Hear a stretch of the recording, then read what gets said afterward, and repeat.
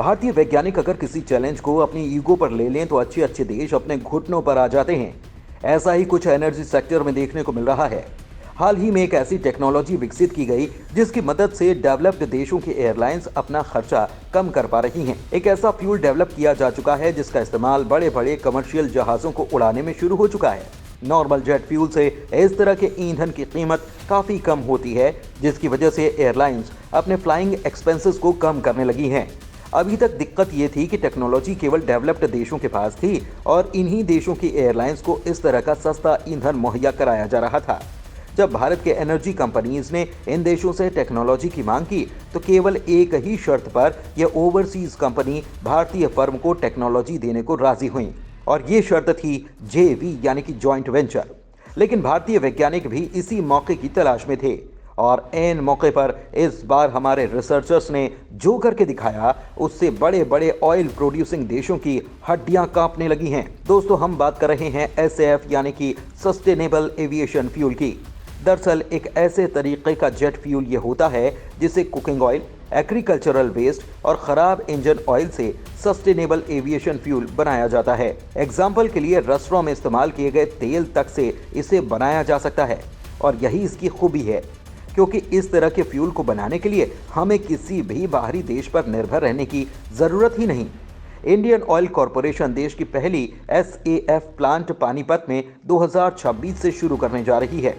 लेकिन इस प्लांट में प्रोड्यूस होने वाले सस्टेनेबल एविएशन फ्यूल की टेक्नोलॉजी भारतीय नहीं है, बल्कि आईओसी इस तरह के एसएफ जेट फ्यूल को एक अमेरिकन कंपनी लेंसा जेट के साथ जेवी यानी कि जॉइंट वेंचर में प्रोड्यूस करेगी। मतलब इसके फ्यूल का प्रोडक्शन भारत में तो शुरू होगा, लेकिन इसको बनाने की टेक्नोलॉजी आईओसी को नहीं मिलने वाली। इस बात से शायद कहीं न कहीं हमारे वैज्ञानिकों को ठेस पहुंची और भारतीय वैज्ञानिकों ने कुछ ही महीनों में एसएफ टेक्नोलॉजी तैयार कर डाली। अब हमें कहना तो नहीं चाहिए, पर आईओसी इंडियन ऑयल कॉरपोरेशन के कंपटीशन में अब एक और एनर्जी प्रोड्यूसिंग कंपनी कूद चुकी है जिसका नाम है एमआरपीएल यानी कि मैंगलोर रिफाइनरी और पेट्रोकेमिकल लिमिटेड, जो कि इस बार भारतीय वैज्ञानिकों के साथ मैदान में कूद पड़ी है। मतलब इंफ्रास्ट्रक्चर तो एमआरपीएल का रहने वाला है, लेकिन उसके पीछे दिमाग हमारे वैज्ञानिकों का होगा।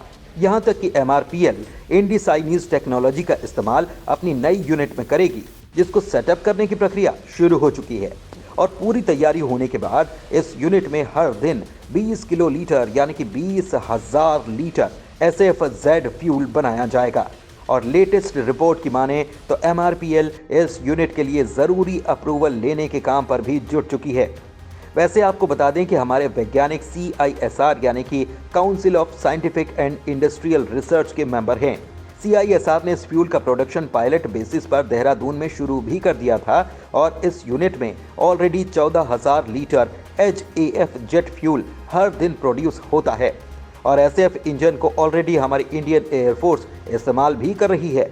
वैसे ये बात आपको क्लियर कर दें कि एसएफ को डायरेक्टली किसी भी एयरक्राफ्ट में इस्तेमाल नहीं किया जा सकता, बल्कि नॉर्मल जेट फ्यूल में 1 या 2% सिर्फ मिलाया जाता है। CSIR ने जिस ईंधन को डेवलप किया है उसकी 10% मात्रा 90% में इस्तेमाल की जा रही है और इसे काफ़ी बड़े इंपोर्ट बिल में कटौती करने में मदद मिलेगी। दिक्कत यह है कि एसएफ की कीमत भारत में अभी केवल एक वजह से ज़्यादा है और ये वजह है इंफ्रास्ट्रक्चर की। एसएफ को प्रोड्यूस करने का रॉ मटेरियल जैसे कि cooking oil, use engine oil और एग्रीकल्चरल वेस्ट भरपूर मात्रा में अवेलेबल तो है, लेकिन इसे देश के कोने कोने से इकट्ठा करके प्रोडक्शन साइट तक ले जाने का इंफ्रास्ट्रक्चर मौजूद नहीं है। हालांकि इसकी पूरी सप्लाई चेन को खड़ा करने के लिए कुछ काफ़ी बड़े कदम उठाए जा रहे हैं और जिस दिन ये इंफ्रास्ट्रक्चर बनकर तैयार हो गया उस दिन भारत नहीं बल्कि दुनिया के बड़े देश टेक्नोलॉजी को हासिल करने की लाइन में खड़े हुए दिखाई देंगे। इसके अलावा भी भारत को एक और फायदा होने वाला है, क्योंकि सर्दियों के आने से भारत देश में कुछ यूरोपियन कंपनियां अपने वाटर हीटर मैन्युफैक्चरर करने के लिए नई प्रोडक्शन यूनिट खोलने जा रही हैं और इसी कड़ी में काफ़ी बड़ा निवेश भारत में आने वाला है। कमाल की बात यह है कि अगर यूएस और चीन का ट्रेड वॉर नहीं चला होता तो शायद ये निवेश भी चीन के किसी प्रांत में चला गया होता, लेकिन कम मैन्युफैक्चरर कॉस्ट होने की वजह से फ्रांस की कंपनी भारतीय और एक्सपोर्ट मार्केट के लिए वाटर हीटर अब भारत में ही प्रोड्यूस करेगी और इसके लिए फ्रेंच कंपनी ने भारत में बेस्ड काफी बड़ी ब्रांड के साथ जेवी स्थापित की है, यानी कि जॉइंट वेंचर। और इस पार्टनरशिप के अंतर्गत हैदराबाद में वाटर हीटर के प्रोडक्शन के लिए एक मैन्युफैक्चरिंग यूनिट सेटअप की जाएगी और इस नई प्रोडक्शन प्लांट में हर साल 6 लाख वाटर हीटर दुनिया भर के एक्सपोर्ट मार्केट के लिए प्रोड्यूस किए जाएंगे।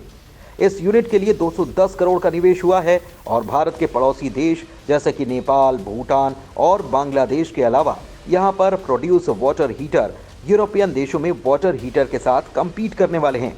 फ्रांस की कंपनी का भारत में आना एक बड़े प्लान का हिस्सा है। दरअसल भारत में वाटर हीटर का इस्तेमाल करीब 5 महीनों तक होता है और उत्तरी राज्यों में लगभग पूरे साल वाटर हीटर और कमर्शियल प्रॉपर्टी में चलाए जाते हैं।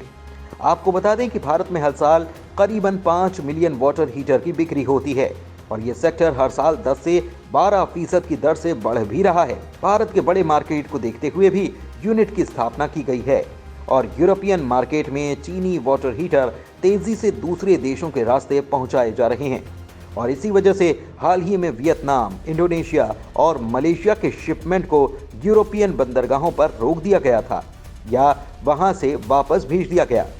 वाटर हीटर के निर्माण के इसी गैप को भरने के लिए भारतीय कंपनी कमान संभाल चुकी है और भारत से हर साल करीबन 7 मिलियन वाटर हीटर एक्सपोर्ट किए जाते हैं। इस रिपोर्ट में यह भी बताया गया कि इस प्रोडक्शन साइट में अलग अलग देशों के हिसाब से अलग अलग ब्रांड्स की वाटर हीटर का प्रोडक्शन होगा। आपको बता दें कि आज भारत से दुनिया के 130 से ज्यादा देशों को वाटर हीटर का एक्सपोर्ट किया जाता है और इन देशों में रूस भी शामिल है, जहां के ज्यादातर इलाकों में आधे साल से ज्यादा ठंड का ही मौसम रहता है। दुनिया में भले ही वाटर हीटर के एक्सपोर्ट में भारत का 7वां नंबर है, लेकिन प्रोडक्शन के मामले में आज भी भारत दूसरे नंबर पर आता है। आपको बता दें कि हर साल भारत में करीब 12 मिलियन वाटर हीटर प्रोड्यूस किए जाते हैं, जिसका एक काफ़ी बड़ा हिस्सा भारत में ही कंज्यूम हो जाया करता है, जिसके कारण भारत ज़्यादा मात्रा में दूसरे देशों को वाटर हीटर एक्सपोर्ट नहीं करता। लेकिन अब नई नई प्रोडक्शन यूनिट भारत में आने की वजह से ये मैन्युफैक्चरिंग बढ़ने वाली है और इससे भारत ज़्यादा मात्रा में वाटर हीटर एक्सपोर्ट कर भी पाएगा। धन्यवाद।